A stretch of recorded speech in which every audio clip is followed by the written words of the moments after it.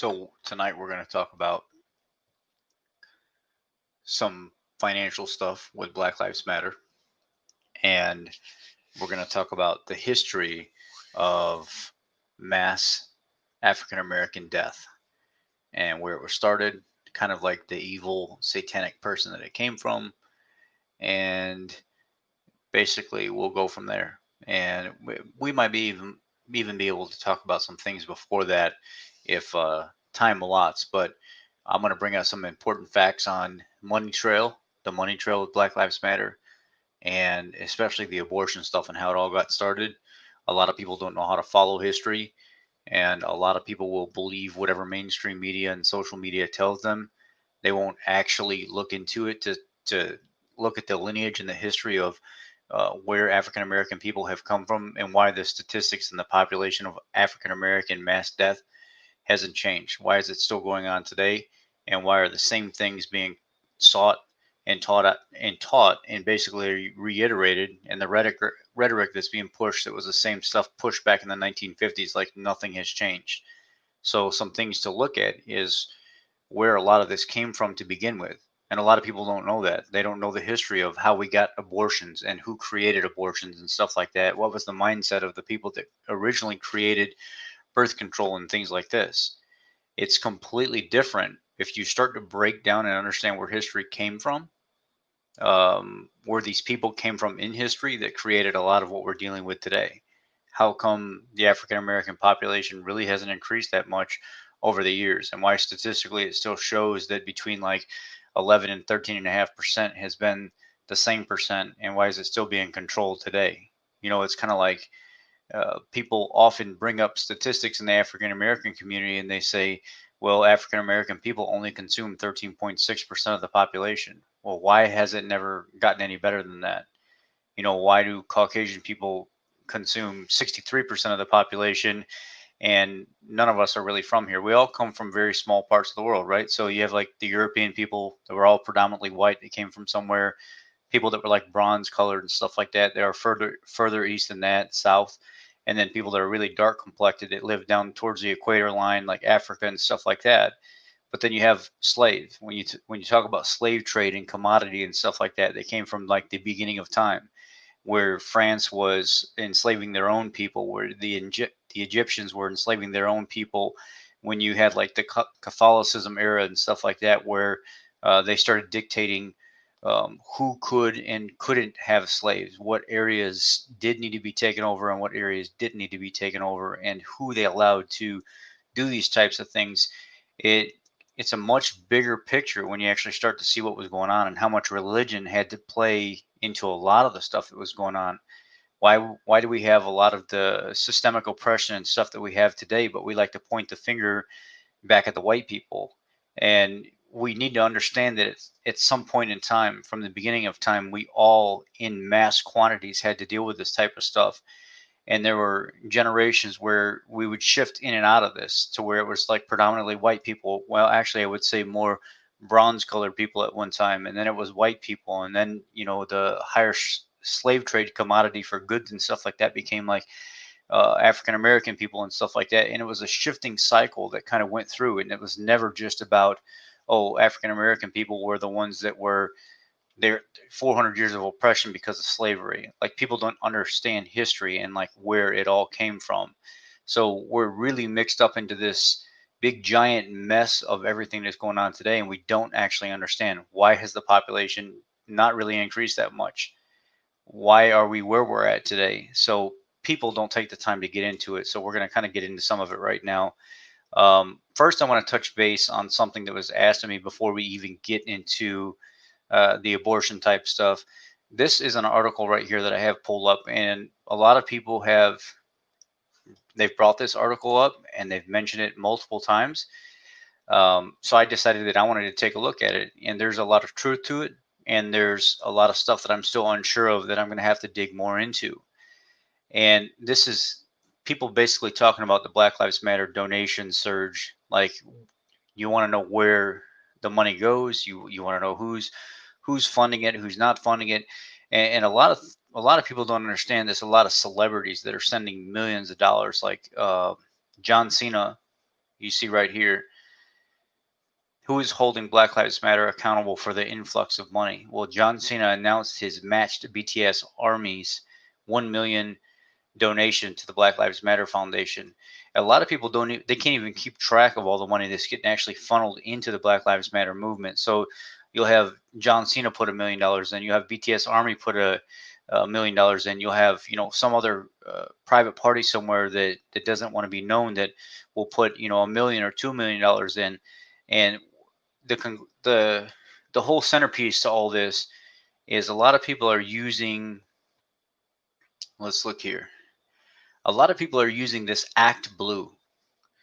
It's a donation center basically that a lot of these bigger companies and stuff like that, nonprofit organizations, political figures and stuff will use to funnel money through the central processing port. And this is how it will go directly to, Black Lives Matter. But Act Blue, a lot of people say in social media, is predominantly a Democratic politician type, and they say progressive nonprofit funneling source. A lot of people believe that are somewhat educated and not just completely on the right that Act Blue is predominantly a centering hub for money to be funneled into the leftist side of things, the Democratic campaign, the Black Lives Matter movement, and stuff like that. That people actually don't understand. The movement itself had a message when it came out, but I don't think they actually realized that they would be as politicized as they are after it took off. And a lot of people don't understand that it was like what, 2013, was it Trayvon Martin when it was all started, and it was in basically response to the situation with Trayvon Martin, and it just kind of blew up. And then you start seeing more nonprofit organizations popping up, them getting confused with the Black Lives Matter Foundation, which they didn't. The Black Lives Matter Foundation didn't start until 2015. And the Black Lives Matter Foundation is a completely different message than the Black Lives Matter movement, the national movement. The Black Lives Matter Foundation is it's a dude out of California. I've got some notes wrote down. His name is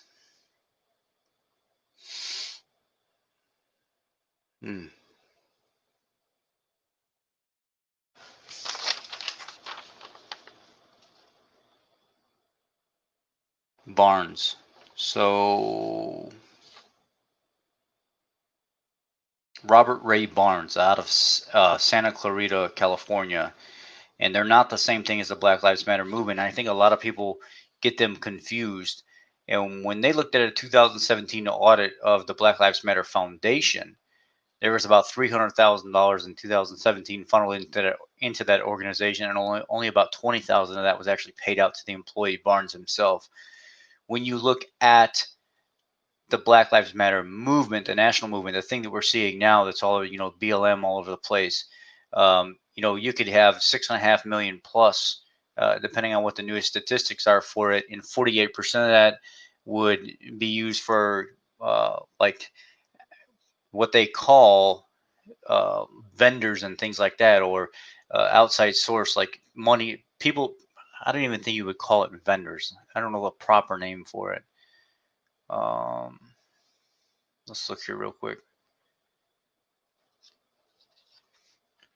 It's not vendors. I don't want to use the wrong name and seem disrespectful when I say it, or I don't know if you can call it outside sourcing. 25% of it would be used for, let's see. Oh, so here it is right here. According to the information provided by factcheck.org by Thousand Currents, about 1/4 of the Black Lives Matter expenditure in the fiscal year for 2019 went to salaries, benefits, and payroll taxes, and 46% went to consultant fees, but the audit provides no further details. So you have 46% accounted for and 1/4 of it accounted for. So you're looking at what, roughly 71% here, and the rest of it, the other 29% unaccounted for, and not showing any kind of basic path of money flow where that other 29% went. And when you're talking about millions of dollars, and the only thing reported at the time or whatever was $6.5 million plus, 29% of that not being accounted for could be a big chunk of change. Like, where's that money going? So a lot of people are starting to to raise questions now. How come the money trail just doesn't fit up?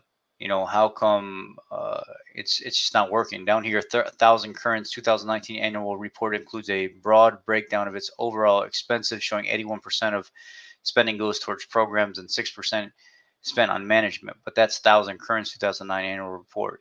If that's the case, the numbers by factcheck.org, 1,000 Currents in 2019, and then the 1,000 Currents 2019 annual report includes a breakdown. uh, the numbers aren't, they don't look right. And if that's the case, why are people in the community still not seeing the benefit to this? How come people in the community aren't seeing these programs that are supposed to have been created, and the extra spent, the money spent, trying to build up lower class communities and stuff like that? It's just not making sense. The numbers aren't making sense. There's no physical reassurance that something's actually going on. So this is a big topic lately that I want to dig deep into more. I don't have all the answers for it yet, but I wanted to bring this up at the start of this to let you know that I am going to be digging really deep into this to try to figure out where this goes. I don't know if I'm going to find anything. They could be so secretive, or it could be such a secure data source, or they keep everything so tight that you can't actually figure out where the money goes. There's a lot of it doesn't make sense. We obviously know millions of dollars are getting funded into this organization. It's not the basic 501c nonprofit organization that started when they first started this movement. It wasn't expected to be like this. I'm sure that they didn't expect it to be as politicized as it is, and I'm sure they didn't expect so many people to be piggybacking off this movement to gain political agenda, financial success, whatever. But that's what it's turned out to be. It's unfortunately, uh, it's not the same innocent, peaceful movement that it was when it started back in 2013, where it was just justice for things, peaceful protesting and stuff like that, hearing black voices, looking at systemic oppression from a different set of eyes than the one you're used to using, and trying to understand and hear black voices. It's completely blown out of control now. It's not about any of that no more. And there's so many people popping up in the Black Lives Matter community that are calling themselves leaders, and they're nowhere near leaders. They don't have the least bit of leadership skill built up in their body at all. They don't. I wouldn't let them lead a dog down the road to use the bathroom and bring it back safely. But they call themselves leaders. Unfortunately, you have people in Chicago that stand up at a podium and tell society that this was almost the exact words verbatim. I really don't care that they're looting and taking stuff from stores, because these are things that should have been paid to them already. So the shoes that they take, or the jewelry that they take, or the TVs and the electronic items and stuff that they take, these are all items that were allotted to them anyway. These are payment for reparations. So when somebody speaks to the public that way, and they paint this portrait of what this Black Lives Matter movement is supposed to look like, instead of speaking about it from an honest, educated, calm, that's not what we're about standpoint. We're about social justice. We're about, getting rid of systemic oppression, looking at maybe reforming the police, how the police do things and stuff like that. These are things that could be talked about in a different sense than it's okay to go loot and steal and take whatever the hell you want. That's payback for all the years that we've been basically shoved down by the white man. So no matter if you agree with the message or not, that is how it comes across. So that's something that I'm going to be digging into here soon.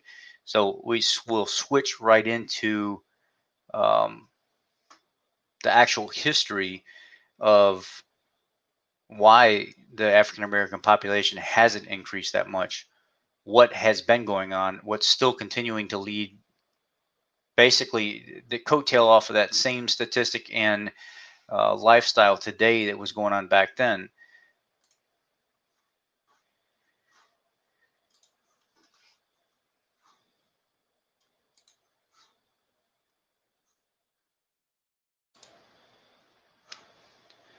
So we'll look at two different things here. We're going to look at our history, Planned Parenthood. This is the basic breakdown of what Planned Parenthood says. They're not going to tell you exactly what history is. In 1916, Planned Parenthood was founded on the idea that women should have the information and care that they need to live strong, healthy lives and fulfill their dreams. Today, Planned Parenthood affiliates operate more than 600 health centers across the United States, and Planned Parenthood is the nation's leading provider and advocate of high quality, affordable health care for women, men, young people. Planned Parenthood is also the nation's largest provider of sex education. How did we get here? How did we get where we're at today? Learn more about our 100-year history. And then they want you to explore the 100-year history. They're not going to tell you the truth. They're not going to paint the picture exactly as it says, because they go right into basically speaking about Margaret Sanger as like she's some kind of innocent woman, and she's not. Margaret Sanger was a racist. She was a very strong liberal Democratic follower. She almost every one of her views were from a Democratic Party.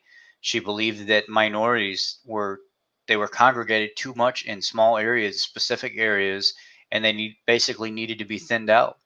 So there had to be some kind of birth control put in place, especially for the minority communities. There had to be extra abortion, stuff like that, available to the minority communities for poor decisions of getting pregnant and not being able to take care of their children. So this was going on years and years and years ago, right before any of this racist stuff popped up today, and trying to control African American population and blaming it on the white man. This is something from the Liberal Party way, way, way back when. And a lot of people actually don't even completely understand the history of it. So that's what I want to get into tonight. I want to look a little bit into that. I'm not going to spend too much time on it, but we're going to pretty much talk about it heavily. And it's probably going to upset some people. I'm sure a lot of people don't know exactly what I'm talking about here, but the left lionizes Margaret Sanger. She is so revered that Planned Parenthood gives out an award bearing her name, and it was won by Hillary Clinton in 2009. Hillary Clinton said of Sanger, "I admire Margaret Sanger enormously, her courage, her tenacity, her vision. And when I think about what she did all those years ago in Brooklyn, taking on archetypes, taking on attitudes and accusations flowing from all directions, I am in really awe of her." You want to read more about what she was saying, there's a whole, what I'll do is I'll copy this link so you can have it.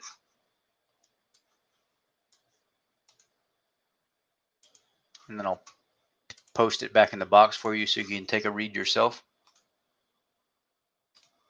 So whenever you get around to it, if you want, you can come back to it. It's going to be posted right here on the right. So now we continue. I just want to make sure we're on the right page. I'm gonna be clicking back and forth a little bit here and there, guys, just to make sure that I'm viewing the right thing that you guys are viewing. Okay, we are.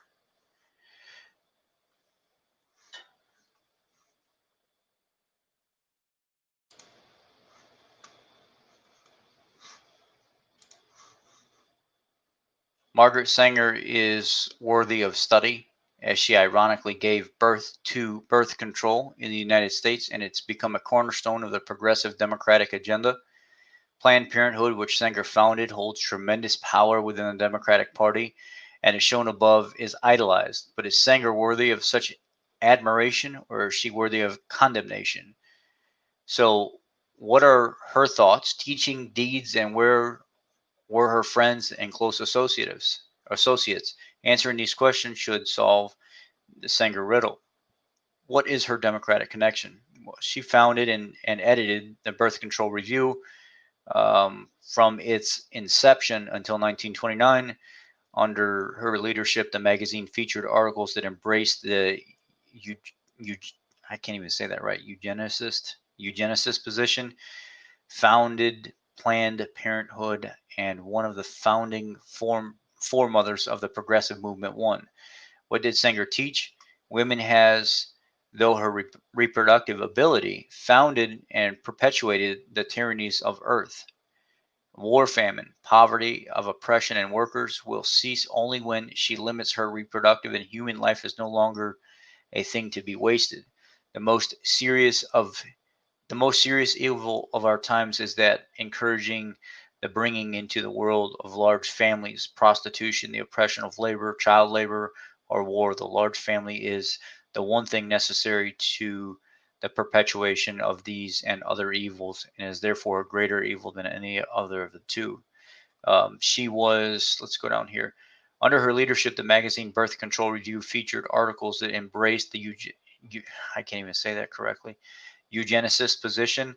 If Sanger were as anti-eugenics as Planned Parenthood says she would not have printed as many articles sympathetic to the eugenics as she did.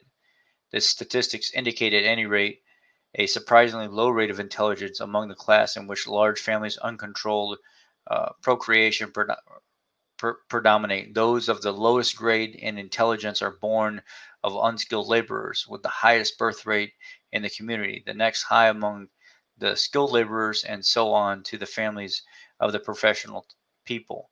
So, was Margaret Sanger a racist? She spoke at a women's branch of the Ku Klux Klan in 1926 in Silver Lake, New Jersey, getting numerous invitations to speak at other smaller groups. Sanger's ties to the eugenics movement were extensive. The first and main points: to secure the general intellectual acceptance of eugenics as a hopeful and most important study, then let principles work into the heart of the nation. Society at large, bleeding an ever increasing army of undersized, stunted, dehumanized slaves. By education, by persuasion, by appeals of racial ethics and religious motives, the ardent eugenist hopes to increase the fertility of the fit. Those stocks, he says, are to be found chiefly among the skilled artisans class, the intelligent working class. And a lot of people will use that statement right there in basically broken context. They'll break it down some and say, these are one of the things that Sanger believed in, that Caucasian people, that white people were the superior, smarter race and stuff like that. So there was no reason for her to believe that minorities or African American people in the community could be anything other than just some low grade worker. So it was one of the reasons why she was so for controlling the minority community so much, because she didn't actually believe that the minority community would benefit society, because she didn't feel that they were as superior or as smart. But little do we know, some of the most amazing buildings, some of the most amazing work, literature, uh, art pieces and stuff and music that have been put out from the beginning of time have come from African American people in the minority class. So she was completely wrong in her thinking. But the African American community could have been so much further ahead and even a higher population than what we have now if it hadn't been for a very racist woman like her. So when a lot of people look at the Republican Party and blame so much on the Republican Party for being a racist and this and that, they've got it all backwards. They had it backwards from the beginning. Somewhere in time, which we'll get to that eventually, there was kind of like a switch that happened. And the Republican Party did take on more slaves and stuff like that than what they ever had before, but it was never started that way. It was never the initiation of this slavery type movement, and this minority is bad and minority is not smart and just minority needs to die didn't come from the Republican side of the party. It didn't come from even like the libertarian, the people that were kind of more moderate and stuff like that. It literally came from the far left, really crazy, ludicrous liberals like Margaret Sanger. And this was one of the reasons why the African American community never really, well, slavery and this combined with each other, it was a, it was a, it was a basically cap for uh, the hold down of the African American community to never really flourish and expand. So I think most Caucasian people, white people, would agree that slavery was never a great idea. It was a terrible idea. It was atrocious to treat people like that and put them through that type of stuff. We're not denying that. But what we are saying is at some point in time, different parts of the era and stuff like that, there were years and years and years where we all went through that stuff in some kind of cycle. But we all can't go back and say you need to make up for, I'm going to blame it on the African American community for the 200 years that the French did this, or the Portuguese did this, or because of the Catholicism back in the day, I need reparation for everything that happened because my ancestors in Germany were slaves somewhere, or France were somewhere. It doesn't work that way. That's not how society works. These things go through cycles. These are how communities, civilizations, and nations get built. And unfortunately, we use each other. We've used each other from the beginning of time. We're not fair to each other. We're animals to each other. And that's how it's always been. Am I making excuses for it? No, but we live in a time now where we don't have to be that way anymore. We live in a time where we have so much technologies and skilled people, some of the most brightest people in the world now, especially our young kids coming up that have so much access to education and technology and stuff that people don't even completely understand today. They're going to be some of the smartest people in the world, and it has changed. But this has always been going on. I can't make excuses for it, and I can't even say that it's right. But this is how the world has worked. It's been this way from the beginning of time. It's unfortunate. This is how it happened. If you even want to go back to Bible days and stuff like that, and the control of people, the control of the population, this has been something that's been going on all the way since then. There's this has been happening in different parts of the world all over, and it isn't right. But we live in a time today where we can all unite. We could all be one. We can all live amongst each other and build each other up and stuff like that and do those types of things. But when you don't look at the history and you don't see where we've come from, you cannot progress. It just becomes a civil war, and more people die and more people die, and we all fight. We don't learn to coexist. Nothing literally gets done. You cannot move forward from something like that when you don't understand how history has started and where we're at now, or where we've come from and where we're at now. So Margaret Sanger's racist friends and associates, you are known by the company that you keep. Here are a few. Hans Harmsen, a German physician, was an important scientific and academic supporter of the Nazi policies in the 1930s and 40s, such as the inhumane 1933 sterilization law that mandated coercion. Harmsen is Harmsen. Yeah, Harmsen became the president of Pro Familia, the German affiliate of Sanger's International Planned Parenthood Federation in 1952. Harry Lofton, a logical conclusion is that the differences in institutional rations by races and nativity groups represents real differences in social values, which represent in turn real differences in inborn values of the family stocks from which the particular inmates have sprung. These degeneracies and heredity are, yeah, hereditary handicaps are inherent in the blood. He promoted Nazism during the 1930s, approving of its racist laws. Lothrop Stoddard, a famous racist who Margaret Sanger actively engaged to work with her organizations. Um, Clarence Gamble. Gamble was a racist and ardent eugenist. He was actively involved in the eugenic sterilization group, Bright, later the Human Betterment Association, and opened more than 20 eugenic sterilization clinics in the Midwest and the South. Guy Irving Birch, he wrote that he had worked to prevent sound American stock from being replaced by alien or Negro stock, whether it be by immigration or by overly high birth rates among others in this country. And these were some of the key players that made a lot of impact on Sanger's decision, her life, how she became this wonderful, glorified person that she is today, and all the lives that she saved. But really, people don't look back into history and see the people that were in her corner. They don't look back in history and see the people that she had dealings with and how evil and racist they were back in the day, and the political party that they came from, and how maybe they might have the wool pulled over their eyes. Maybe if you look back at history, you can see how you're still being played today. And the people that still idolize these people today, like Hillary Clinton, idolizing this woman, and it just goes to show she's one of the most evil people that I've ever seen. A lot of the dealings and stuff that she's had with destroying thousands of families in the Mujahideen when they went to take over the Soviet Union, when she not take over the Soviet Union, but fight back the Soviet Union in the Middle East when they were going to take over. She was a huge key player in the decision making on building these families up, sending these men out to war over in the Middle East. And then basically, after it was all said and done, and the Soviet Union wasn't going to take over the Middle East, all of a sudden just back out and drop them like a bad habit, as if those men didn't give up their lives and their families for years on end trying to do this, and just walk away from them and forget about them, offer them no jobs, no money to live off of, no nothing, just walk away from them and leave all these families with nothing. I mean, this is the type of woman she was, and this is a lot of the stuff that she had to deal with. People don't understand. She had major dealings with, but they don't want to hear that. They don't want to see this type of woman because they idolize her. They idolize these sickos like Biden and Harris and stuff like that. That a lot of people actually don't realize Biden and Harris are probably more conservative at the end of the day than Donald Trump is. I mean, this Harris chick, she wasn't giving anybody a break. She was throwing everybody in jail. Everybody was getting convicted.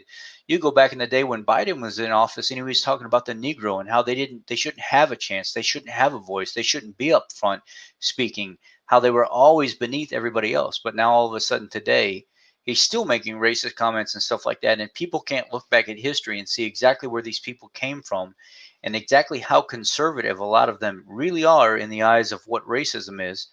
A lot of people think conservative equals racism. Well, if that's the case, then you should look at both of them as complete racists. But a lot of people don't want to see that. They don't want to see history. 79% of Planned Parenthood's surgical abortion facilities are located within walking distance of Black or Hispanic communities. Let me read that again to you. 79% of Planned Parenthood's surgical abortion facilities are located within walking distance of Black or Hispanic communities. You know what also falls in that path too? Fast food chains. People automatically think African American communities or minority communities can't afford healthier food. You know why? Because they're oftentimes left by the Liberal Party to believe that they actually they break families up. They let them live off government assistance like and stuff like that. They give them vouchers to go get the bottom of the barrel food instead of helping build them up and giving them good quality food and promoting superstores and stuff in these lower class communities that have healthy food. Instead, these nasty hole in the wall chains open up that don't make it very long.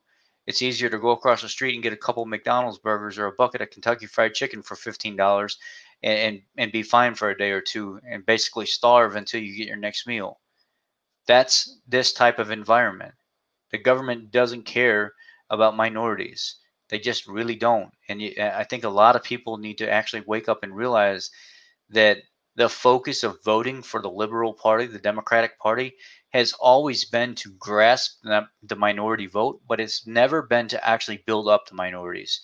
It's always to tell the minorities exactly what they want to hear, to con them into doing things, to separate families, pr- promote a single parent household because they give them more money in that instance. So the woman can raise her kids and stuff like that, but the father's not in the life. That oftentimes leads to the father making poor decisions because now he's not in his child's life, which in turn turns into the child making poor decisions because he doesn't have a full family to live anymore. He doesn't have that family type environment.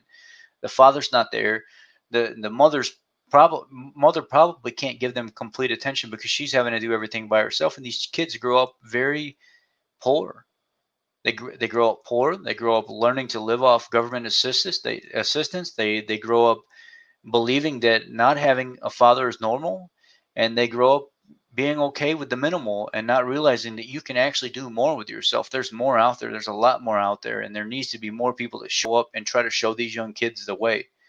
It doesn't matter who it is. It doesn't matter what party it's from. We need to start. We need to get out of this mindset that we're still living back like we did in 1910, 1930. I mean, the Democratic Party has been holding down the African American community for so long, they can't even wake up and see exactly what's going on. They think it's the Donald Trumpers of the world and stuff like that. And it's not. I'm not even a complete Trump fan. I'm going to vote for Trump because we have complete shit in front of us. So I'm going to vote for the best shit that we have. But the fact of the matter is, we don't have anything. There's nothing to really vote for right now other than him. I'm more like middle right. I'm not completely right. I don't like everything that he says and does, but there's a lot of good that he has done. And when you look at, the amount of money that he's given to certain colleges and stuff like that, the funding that he's given to all these disaster areas that are substantially higher than anybody else, the taxation put on the commodities of trade and stuff like that, to actually start bringing more money back. Whenever they were going to move Chrysler production, or it was Chrysler, it was one of the automotive production down to Mexico. He said, "Well, fine, you could do that then. You want to move this plant down to Mexico, and we're going to put out 2,600 jobs, and it's going to be down there. Then how about we start looking at 30% tax on overseas vehicles coming back in here if they're going to get produced somewhere else. Can you really afford to do that at 30% tax? I don't think so. So you're gonna build these cars right here, and you're gonna give these people their jobs, and they're gonna be fine. So there's a number of things that he's had dealings with that are really good that led to the lowest African American unemployment rate, the Hispanic unemployment rate, the Asian unemployment rate, the Caucasian unemployment rate. There were a number of things, and even back now, we've already sprung back, and a lot of the stock market has really went up, and some of it has went back down because of the unsteadiness. It's trying to stabilize right now that people are back in their jobs and they're making money and stuff again, but it's coming back strong. That just goes to show you how we just went from a crisis, and we're still in the middle of a crisis, and we've already sprung back that quick under this president. Now, like I said, I don't like everything that he does. But when you look at the facts and you look at history, you can start to pinpoint exactly where things have went wrong. And it's people like Margaret Sanger that are idolized by the Democratic Party that a huge percent of the African American voters and minority community will vote for the Democratic Party just because of the position they hold. Just because they act like they care about them and they give them and they're gonna be there for them and they're gonna make all this equality happen and stuff like that when they actually don't realize the face of what they're voting for has been super conservative from the time that they've been in office, just under cover of this Democratic basically cape right now, and they're not even seeing what's going on. So between 2007 and 2010, nearly 36% of all abortions in the United States were performed on black children. Even though black Americans make up only 13% of the population, a further 21% of abortions were performed on Hispanics, 7% more on minority groups, for a total of 64% of U.S. abortions strategically performed on minority groups. That is absolutely absurd. Absurd. There's a huge percent of the African American population that's just flushed right down the drain. Just because this is legitimized. But then people might look at me and say, well, how could you come down on abortion?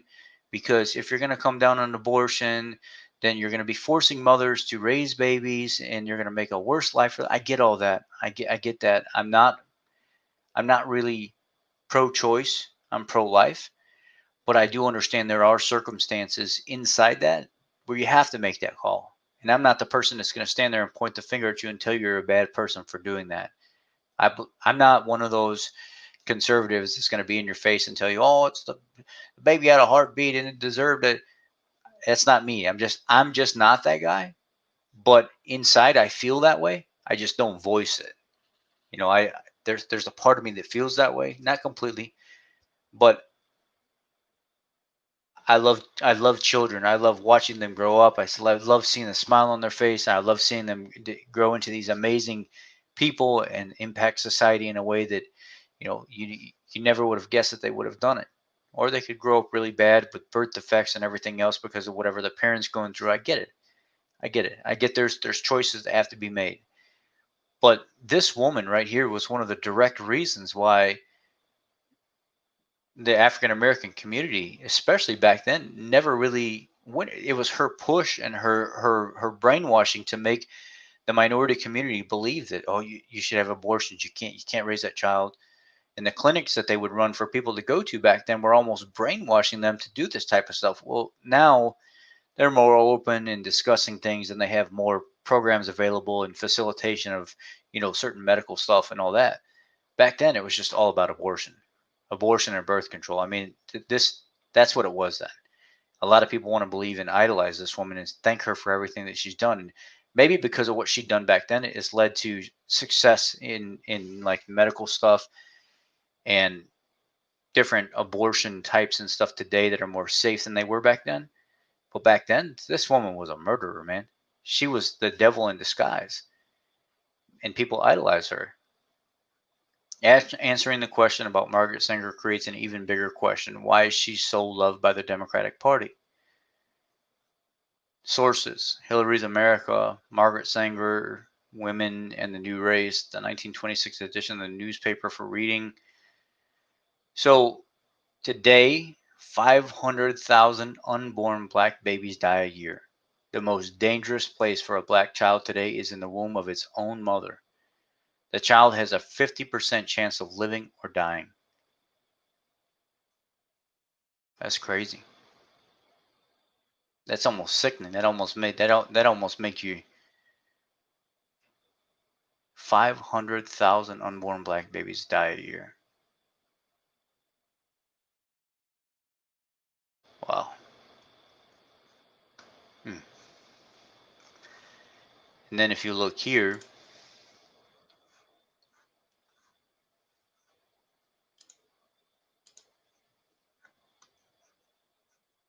let's go here.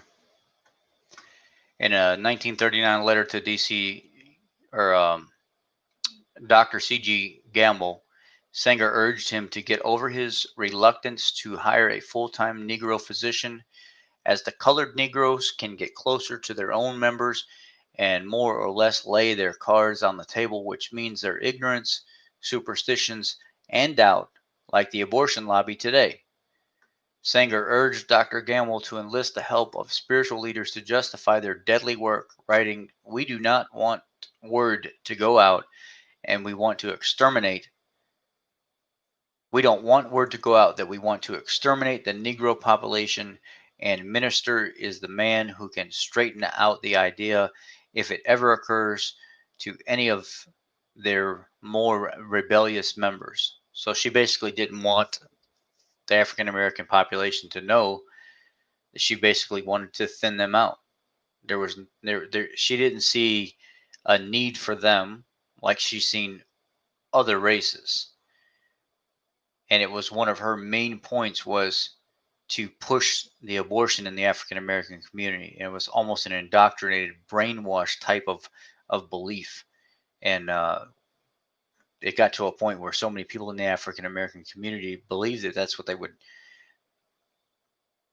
would have to do, not have to do, but should do because of her, because she was such an idolized person.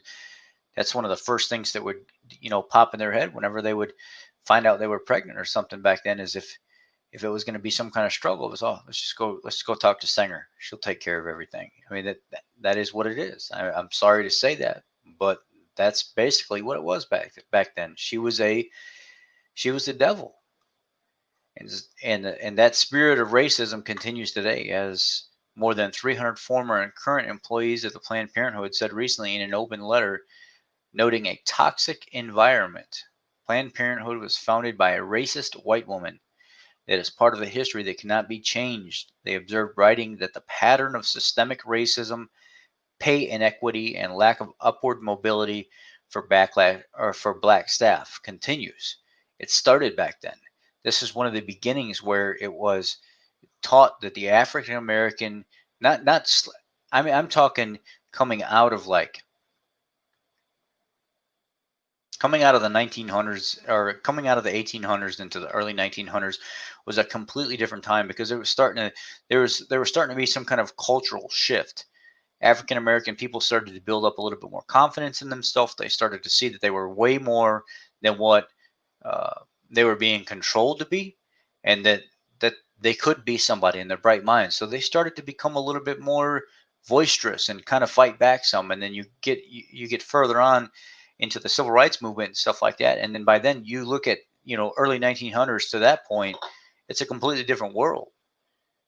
People actually started to believe that they were human beings and they could do the same as everybody else, and they should be allotted to do that, and they were going to fight hell or high water to do it.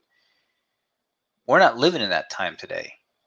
We're living in a completely different era. We're living in an era today where people are making African American people believe the same thing that was going on back in 1910 is the same thing that's going on today. To an extent, I can see how some of it may affect people, but 99.9% of it, it's not the same thing. We all have the same opportunities and stuff now. I do admit that there are some systemically, I can't even say systemically, there are statistics that are geared against the African American community. And why is that? Why do we look at the African American community and when you break down,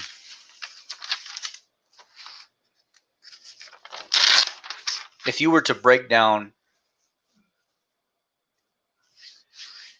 I'm going to finish up with why I think this is the way it is right now, and this will be the end of the video today. And then if you guys have any suggestions on something else I should do, I'd be more than willing to do that. Again, these are my opinions, my views, and how I see things differently than everybody else. Remember, I'm not a liberal. I'm not a Democrat. I'm the furthest thing from it. I can't stand even fathoming calling myself a Democrat after all the information I've read and learned over the years and stuff like that. I would never feel I would my skin would crawl if I called myself a Democrat, honestly. Um, because I know the history. I know the history of the Ku Klux Klan. I know whenever the boys come back from war and stuff like that, and there was no war going on, basically they had to look to creating different types of clubs to control the minority communities, the African American community. So you had farmers and you had like police type organizations that weren't really police type organizations that eventually ended off branching into stuff like the Ku Klux Klan. It was predominantly it was created by the Democratic Party, the Liberal Party, and it was a party that was created to just create as much turmoil in African Americans' lives as possible.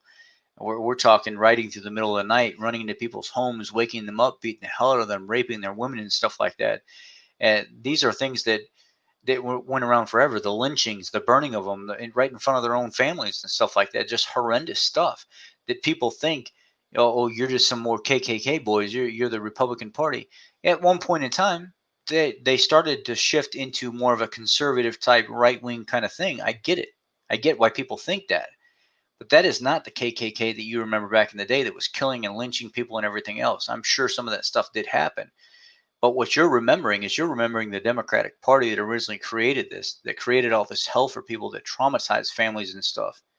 And people don't pay attention to that history. But if you were to look at statistics today, and I see a lot of I see a lot of the same type of indoctrination and brainwashing by the Liberal Party back in the early 1900s. They're trying to do the same thing today. When the rest of us are looking at society saying, no, I mean, let my black brother come in and let him have a chance. Let him be my boss. I don't care.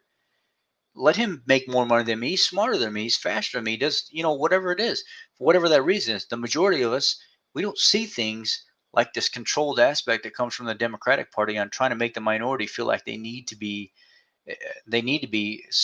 latched onto the system.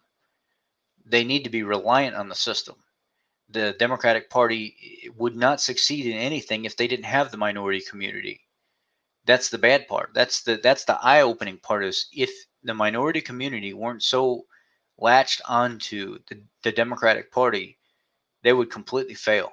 And so that's why they're going to try to do and give and bribe, brainwash any way that they possibly can. Because the rest of society, and I'm not talking about all Caucasian people, there's a huge percent of Caucasian people that want nothing to do with the Democratic Party. It's been that way for a long time, and unfortunately, we all have to end up paying for it. We all have to be part of the protests, and our homes getting damaged and everything else, and the looting and the rioting, destroying more people's lives and businesses and stuff because of what a selfish political group created. And a lot of this spans from religion. If you go back even further than that, you can look at how the Democratic Party has influenced so many bad things that have happened in life. I know the pharmaceutical companies talk about a vegan diet like it's the best thing since sliced bread, right? Like it's so healthy for you and everything else, and the Seventh Day Adventist and all this other stuff. This is an indoctrinated talk. This is people that have been paid by bigger corporations and companies to say these types of things and then turn around and teach this in these schools. From back in the day, we were eating real foods, vegetables, fruits, real meats and fats and stuff like that, real dairy from the cows that weren't highly processed, and people were super healthy. They didn't have all the health conditions and stuff that we have now until these big companies came in, like Procter and Gamble and Halliburton.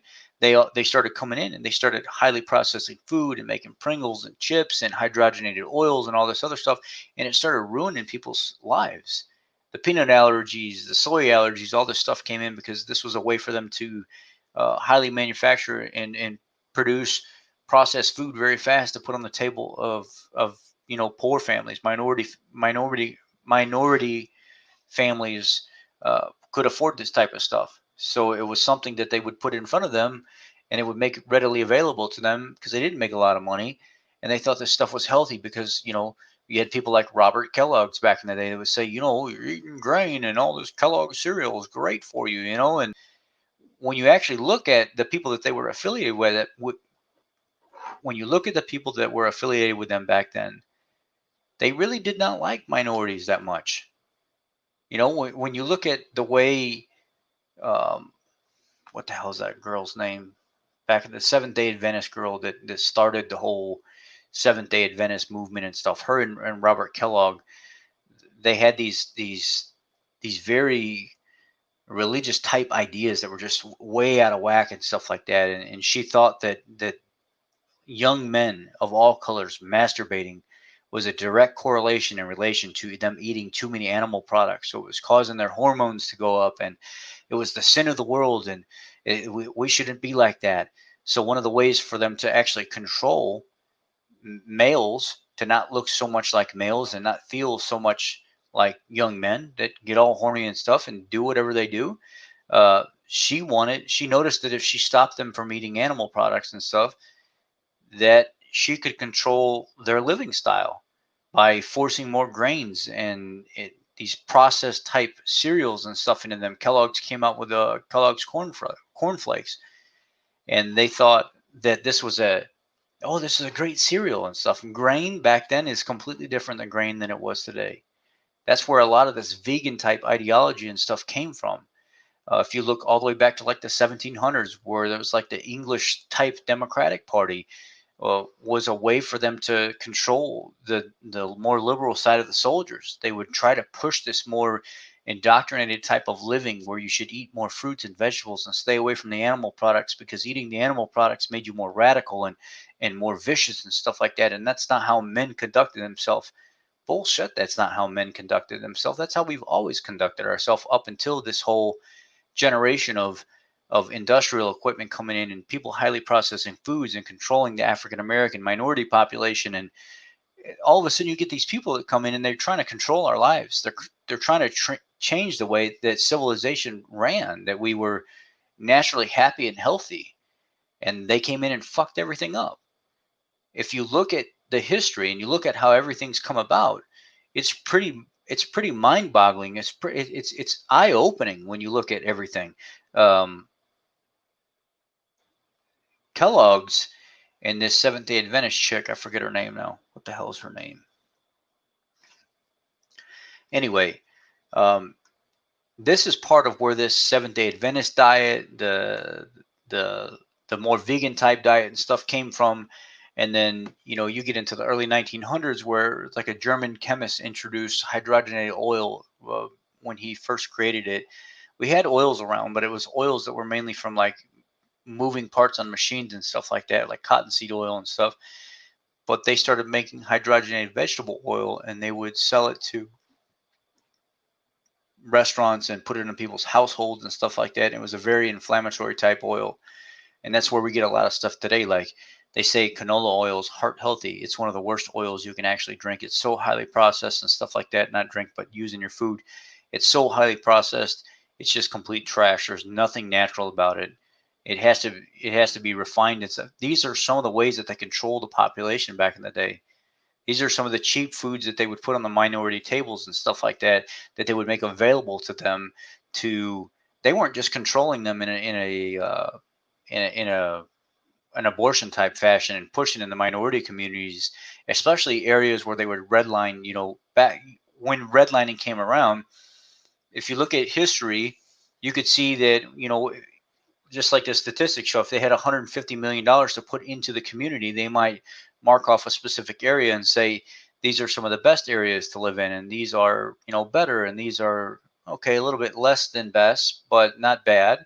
And then you get the areas that were kind of bad, and they would mark them out in red.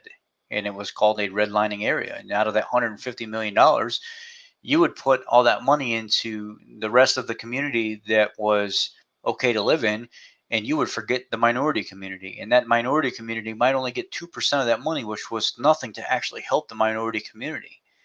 And a lot of that stuff is still going on today. And it's predominantly going on today in a lot of the Democratic-run cities. Where's the money going? Where is it? Where's it going? The Democratic states, where is the money going for these lower class communities? We have all come to a decision today that we agree, if you build up the lower class communities, you stop focusing on spending money on so many other places, you put better schools in for them, you bring them better supermarkets, you create a few more businesses and stuff like that, and bring people in from the lower class communities to run those businesses that are reliable, that bring other people in to operate in those businesses to make that business flourish. Maybe a year goes by, and then all of a sudden the government starts making their money back on that business that they put the money into.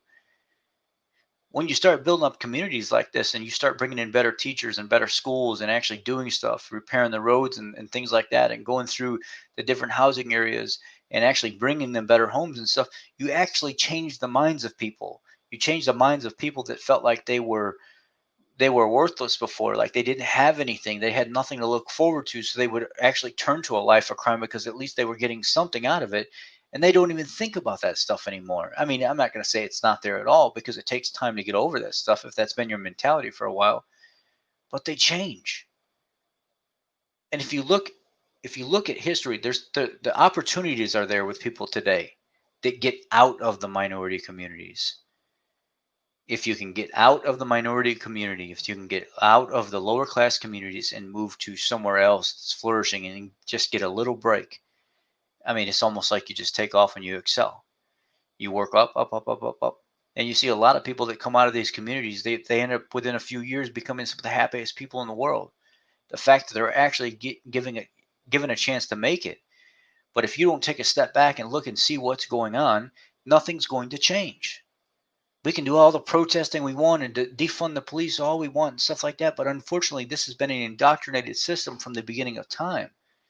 If you look at everything back from the early 1900s and how we didn't support the minorities, how we pushed this abortion type aspect from people from the Democratic Party that did this from the beginning, and you look at where we're at today, you can almost pinpoint we've been set back and held back for so long, and it's mainly by one specific party, and we've never actually had a break. Maybe if we actually voted somebody in rather than the type of party that's been supporting us and holding us down for so long, maybe we might actually get somewhere. Maybe we might actually see that our smaller communities are actually doing better than what we were because we keep statistically voting in the same people over and over again, and it's not making our communities better at all. There's only one 100% guaranteed way. Well, I can't say guaranteed way. Higher percent way of fighting for your life and your children's lives and your community's life, and that's by voting the right people in. Lori Lightfoot in the city of Chicago was the worst choice that people could have voted in. Why did she get it? Because she's African American and because she's lesbian. She got it. They voted for her. It's a liberal state, or it's a liberal. Chicago's liberal, and that's right up their alley. And that's what they went with. What has she done? She's been in there. Not a fucking thing. Nothing. Ruined that city. Tell everybody else, oh no, the protesting. I'm not going to put security anywhere else. Oh, you get Beverly and Betty that shows up at her house and she's screaming at her, telling her she's a crook and a murderer and everything else because she doesn't support Chicago. She doesn't stand behind Chicago and actually build it up. Well, now I need security in front of my house, but I don't care about nobody else. You know, 1 minute she's for the police, the next minute she's talking against the police. You can't find reliability in communities like this that are run by Democratic leaders. You see the same type of stuff that's been going on from the beginning of time all the way to now, and there's like no stability in that at all. And how do you keep voting in the same type of people? You know what came out of the Obama era? Obamacare. Nothing. You know who was the most impressive out of the whole entire Obama era? Michelle Obama. You know why I like Michelle Obama? I know some people don't even like the fact that I say this. Michelle Obama didn't care about all this other stuff that Barack cared about. She was more interested in the kids. She was more interested in the school and bringing better programs to the school. But unfortunately, there was so much going on, the Republicans and Democrats could never come up with an agreement. One of the brightest and best ideas that could have came about with Obama's era was the fact that when Michelle wanted to go into the schools and bring a better health education program in to teach children about living lifestyles and stuff like that. If you do this, this is how you end up. If these are the types of things you eat and you nourish your body with, this is how you end up. And she wanted like deep teaching about health, like what goes in your body, what comes out of your body, what you eat, you wear. She wanted children taught about actual health so they can make better life choices. So it wasn't something that they found out when they were 30 years old and all of a sudden they had diabetes. I mean, I was ecstatic when I heard that, and then nothing got done. Oh, then we're going to go in Chicago in the lower class communities and we're going to do all this stuff, and then nothing got done. And it was, you look back at 8 years and you're like, what did you actually fucking do? You gave us some health care? Nothing really happened with our jobs. I mean, you claimed that the unemployment statistics went down, but it didn't really do anything. So if I look at like statistics from the beginning of time and how the Democratic driven agenda, ideology, and control of the minority community, it's this whole control, control, control, brainwash, brainwash, brainwash, make you feel like you have to rely on me because I'm not giving you anything else. I'm not helping you any other way, but vote for me whenever my term is up, and let's do this all over again. And guess what happens? People do it all over again and vote for him again. It's ridiculous. Nothing fucking gets done. And that's, unfortunately, this is where we're at. It's people like this woman here that do this, and people don't see it. They don't see where a lot of this has come from. It's time we make a change, people. It's time the African American community starts flourishing and growing and expanding, and the lower class communities start getting worked on. I wouldn't be protesting defund the police and stuff like that when more people are dying in these lower class communities due to poor living conditions, not having jobs, not able to feed their families and stuff like that. I would be protesting, and if anything, if I was burning anything down, it would be burning shit down in the name of my community not being cared for and taken care of. Wouldn't be defunding the police. I mean, I hate to say this, but if you look at the amount of people that die in the lower class communities because of not having anything, turning to violence, in the lower class communities statistically have more violence because these children and these families have nothing to look forward to. So when you look at, 53% of the overall homicide rates are happening in the lower class communities or in the communities that are less well off. Well, these people already are probably in a depressed state. They're already in a poor mental state because they don't have anything. They don't have anybody there for them. They don't have anybody doing anything for them. And it's like, why should I be any different than what I am if you're not going to help me come out of this? I can't come out of this if I feel like there's something holding me back all the time. And it's not going to be under Democratic leadership.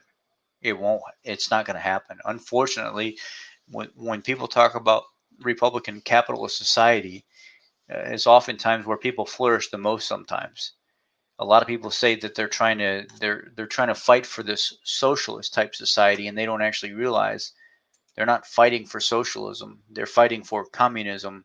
It's being hidden under this.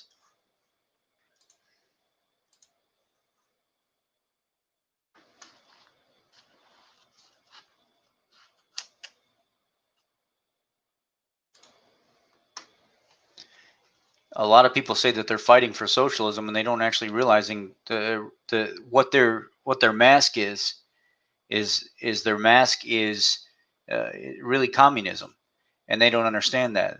They're very confused and conflicted by everything. But when you get into a situation where you're in cities like Chicago and stuff like that don't care about their lower class communities, they just want the vote. They could care less about black lives. They could care less about Hispanic lives or Filipino lives or the Italian communities. A lot of these people have to end up fending for themselves and making changes themselves and putting money into their own projects and stuff because the leadership doesn't do that. Illinois is one of the most corrupt states, if not the most corrupt state that we have here. And yet people keep continually voting these same type of people back in over and over again. Look at Kim Fox. You got another liberal. She will bring kids in they get in trouble, and she'll put them right back on the street. And they do this over and over again, and they get indoctrinated into this type of system. I can do wrong, but then you'll let me go. I can do wrong, but then you'll let me go. So they build up this in and out of the system for so long. By the time they turn 18, 19 years old and they actually are in for hard crime, they're stuck and they can't do anything with themselves. Their life is ruined because they've been indoctrinated by this democratic liberal system of putting them in jail and letting them go over and over and over again, and they don't ever learn a lesson. They never get taught from the beginning. The parents don't get tagged with anything. I've told the story before. I had 4 14-year-old girls steal my brand new car, and I was stupid because I got out of the car and I let the key fob fall out of my pocket into the cup holder. And I went in, I got my Diet Pepsi. I was in maybe 5 minutes. I turn around, look back outside as I'm going out the door. My car's gone. What the hell happened? The short of the story is 4 14-year-old girls were partying down the street with their girlfriend. Well, she was 15. She had the bright idea, since they were all high and stuff like that, let's leave the house, go steal the neighbor's van, go drive down to the gas station, steal a bunch of munchies and stuff from the gas station, and then we'll come back and we'll drop the van back off. Well, my car happens to be there, and they steal my car. They take off, hightailing it down I-90 towards Chinatown somewhere, and they end up crashing my car at over 80 mile an hour and totaling my car out. The two girls in front hit and made impact so hard and pinballed off the exit ramp over and over again that it knocked the two girls in the front seat out. 4 African American girls. The fifth one was an African American girl as well, but she didn't go with her girlfriend. She drove the van back and actually went back to the house. The other 4 girls didn't want to go with her, so they crashed my car on the highway. When this went to court, the mother walked away from everything. The mothers of each one of the children walked away from everything and got no charges at all. Kim Fox threw the whole thing out, and these girls had multiple charges: battery, breaking and entering, fleeing the scene. Every one of these girls. When the police officer would go to the mom's house, the police officer told me, Detective Walker said, when I would go to the mother's house to question if I could actually talk to the girls about what happened, get the fuck off of she ain't gotta say shit to you and all this other, you ain't got no business talking to my daughter. Well, I kind of do. Your daughter stole somebody's car and crashed it. But for some reason, in the African American community, because of being a police officer, and there's already so much distrust there as it is, and a lot of these children in these minority communities, these lower class communities, getting raised completely wrong because of the type of environment they live in, and they don't have, most of the time, they don't have both parents there. They just don't give a shit. And then when you have a parent that doesn't give a shit, and then it's not a complete family because that's what the Democratic Party pushes, they go to jail, they get let back out. They go to jail, they get let back out. They go to jail, they get let back out. And all of a sudden they're an adult and they've got a track record. And each time they do it, it gets easier and easier and easier because they think they're just going to get away with it. And the crime gets worse and worse and worse. So by the time they become 18 and 19 years old, because they've been let in and out of the system for so long, they fuck up really bad and it follows them. And then you could turn around and look back at the system and all of a sudden it's not my fault. It's the system's fault. Well, no, it's kind of both. It's the system's fault for failing you and not making you pay for what you did the first time. It's your fault for continually doing the same shit over and over again, expecting a different result. You know what we call that? Insanity. That's an insane person. Unfortunately, it is what it is.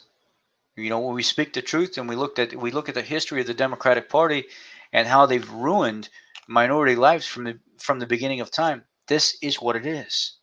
And a lot of people don't want to believe it. A lot of people believe all this. It's the Republicans. It's the Republicans. It has nothing to do with the Republicans. I'm sure a small percent. Sure, I can't say you got to let Republicans off the hook for everything. But what I'm saying is the minority community tailoring themselves to the Democratic Party is doing nothing but destroying themselves. Look at any of the stuff that I brought up. Look at any of the things that I talked about from the beginning of time. Look at the creation of the Ku Klux Klan. Look at the creation of stuff like processed foods, Kellogg cereal, things like that, of people in time that used more of a religious type belief to control society. Look at companies like Procter and Gamble and Halliburton that are funneling money into these big organizations' pockets to make them believe that Uh, for instance, Procter and Gamble. I don't know if it's Colgate or Crest. Like the 1970s, the dental association. Yeah, back then, the big one that they could recommend was Colgate toothpaste. Well, Procter and Gamble, they own everything else out there. They own like different types of potato chips and cakes, and half the stuff that you have in your house would, like little pen holders and stuff like that, or whatever would be your laundry soap. I mean, they make everything, and everything that's in your home is probably manufactured, or they have something to do with a company that makes them. They go into the dental association. They said, well, we give you $3 million right now if you quit recommending Colgate and you start recommending Crest. It's as simple as that. Bottom line. So then the dental association, them being as big as they are, everybody goes to the dentist. All of a sudden, the protocol gets changed because somebody came in and filtered a few $1 million into their pocket, and all of a sudden, well, we're going to recommend that you buy, Crest toothpaste. Well, I thought you were recommending Colgate. Yeah, but we found out that Crest actually has some better additives in it and protection for your teeth, and Colgate wasn't really doing as good. And we've seen some increase in some phony statistics come up, and then we've had these studies and stuff done, and they show you the paid for fake phony statistics that are funneled right along with that money that come from companies like Procter and Gamble, but people don't see the bigger picture. People don't see how these big corporations have been controlling the minority communities. The Democratic Party has been controlling the minority communities, the types of foods and assistance that are available around the lower class community areas, because they know that they can force them to live in these types of environment and continue to have them vote for them every single year, because they don't look at this stuff. People don't pay attention to this shit. They think that the Democratic Party is just out there to just love them, to help them, and give them a beanbag and tacos, and stroke their feelings, and give them a first place trophy for 10th place. And that's just how it is. The Democratic Party does not care about nobody. I mean, I could say politics in general don't really care about nobody, to be honest with you, because at the end of the day, there's got to be some kind of gain out of the whole entire situation. But at the worst party that I've ever seen, is this Democratic Party. They're ruthless, completely ruthless. And then you look at all the people that are involved in them. If you actually took a step back and you could look at yourself in the mirror and you could say, I'm going to be honest with myself right now, and you looked at our candidates, let's just say from 1970 on, and you looked at every single person that was in the Democratic Party and you compared them to who's been in the Republican Party, Libertarian Party, whatever, if you could honestly answer that question and say, what party stood out the most, that was the most beneficial to society, you will not be able to answer the Democratic Party. You won't be able to do it. If you look at the most disgusting, vile people that have had dealings with the Democratic Party or been in the Democratic Party since the beginning, just call it 1970 again, or just look, go further back if you want. The Democratic Party is a disgusting party. They use and abuse the minority community, and the minority community eats it up like it's candy, and they don't even realize what's going on. That's the sad part. And they're never going to see it. Unless there's some kind of awakening, they're never going to see it. I think right now in the state of Illinois, we've had more of a switch from the Democratic Party. We've went more blue to red, and I've never seen it this much. A lot of people think that the state, being a Democratic-run state, is heavily outnumbered by the minority community and stuff like that, and that it's mainly a blue state, but that's false. This year, I've never seen so many minorities that are going to re-vote for Donald Trump. And it's crazy because I see it on their cars. I see them holding flags and stuff like that. I see people saying, you know what, I can't take this anymore. I can't take anymore. I can't, it's just not working.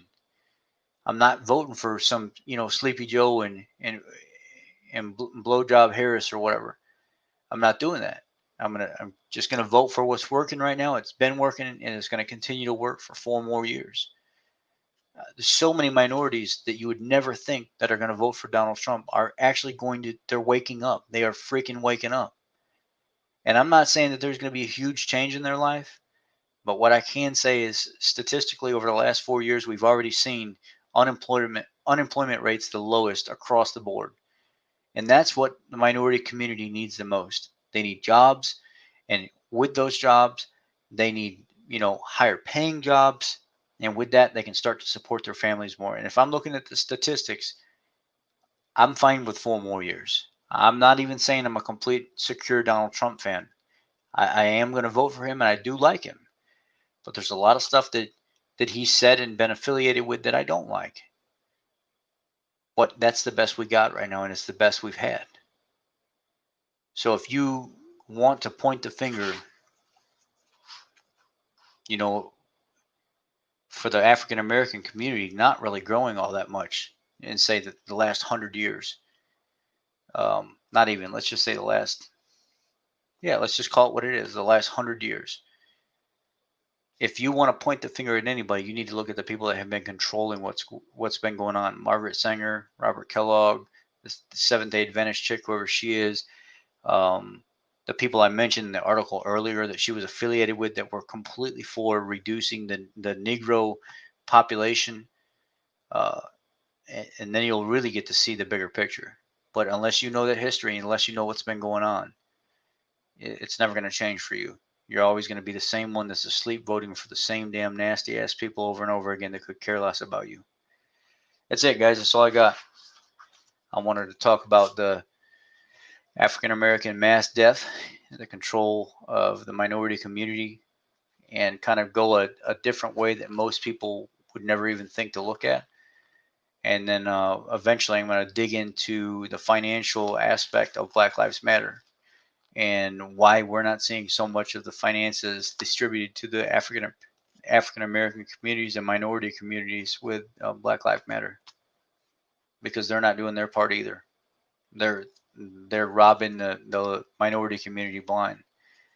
They have them out here protesting and rallying for them and burning shit down and doing all this other kind of crazy stuff, and they ain't doing a damn thing for the African American community. If I was these people on the streets, I'd be turning around saying, you know what, Black Lives Matter, but when are you gonna start doing something for me? Because I'm out here busting my ass for you, and you're receiving millions of dollars from celebrities and everything else, but we ain't seeing anything. You ain't doing nothing for my community. So how much do I actually matter? Because you ain't doing shit for me. So while we're out here putting our life on the line, protesting, taking the chance of being attacked by militia people and everything else, and we're doing all the grunt work for your ass while you're sitting in some building, some skyrise somewhere, collecting millions of dollars, and I got to be out here fighting for your movement that you created. I mean, you better start doing something for my community, because I ain't seeing nothing getting done. And this money's got to be going somewhere, or else I might have to go back to fighting for my own life in my own kind of way, and getting out of my bad area that I live in, and trying to do it the hard way. And maybe I have to do a little bit more work. But I can tell you right now, this Black Lives Matter movement, the organization that's going on now, not the foundation, but the national movement, they don't care about these people. There's too much money involved. There's way too much money involved. Millions of dollars from celebrities that are just getting funneled right through this Act Blue processing center and everything else, and people don't even realize it. While all the African American people, the minorities are out here, the Caucasian people are out here on the streets, getting pepper sprayed, beating the hell out of each other, getting cut open, run over by cars, getting shot and killed and everything else. They're all out here doing this and protesting for a cause that's making these people that created this movement millions of dollars. And I mean millions of dollars. And they ain't seen a dime of it. Their communities aren't changing. Nothing's changing. All because somebody created a movement, and then they piggyback the people and reap all the financial gain off of the people, while they're out putting their life on the line for people that could give a shit less about them. That's a way for people in the minority communities to use other people in the minority communities. It becomes a dog eat dog world, even worse, because when you don't have anything and you're trying to figure out how you're going to get something, and then when you do get something, it tastes really good, so you continue using people and abusing people to get something more. I mean, it is what it is. That's it, guys. I'm going to get off here. I'm sorry some of you couldn't have been here from the very beginning, but welcome, or thanks for showing up to my full send talk. my TED Talk, and we'll be back here tomorrow night for some more. Thank you. Y'all have a great night. Love y'all. Be blessed.